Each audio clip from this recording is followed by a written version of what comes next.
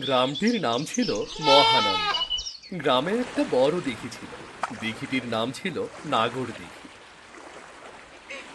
এই দিঘিতে একজন বৃদ্ধ মহিলা বাস করত। তার নাম ছিল চাঁদের বুড়ি। চাঁদের বুড়ি খুব উপকারী একজন মহিলা ছিলেন। তিনি সবাইকে খুব সাহায্য করতেন। বুড়িমা, ও বুড়িমা, কোথায় গেলে তুমি? এদিকে এসো, তোমার জন্য মিষ্টি নিয়ে এসেছি গো। এদিকে এসো।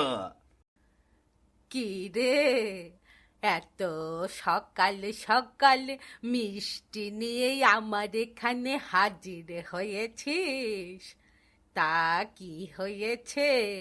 নিশ্চয়ই কোনো ভালো সংবাদ আছে।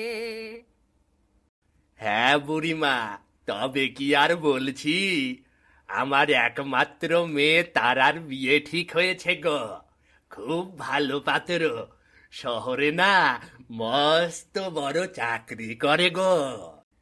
বেশ বেশ, খুব ভালো খবর।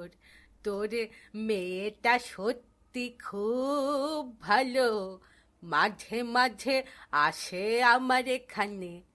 তা কি চাই? এখন কি লাগবে তোর?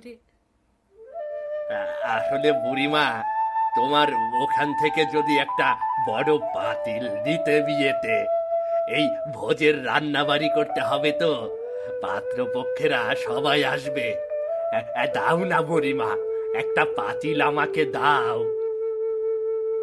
এত লজ্জা কেন পাচ্ছিস বল তো?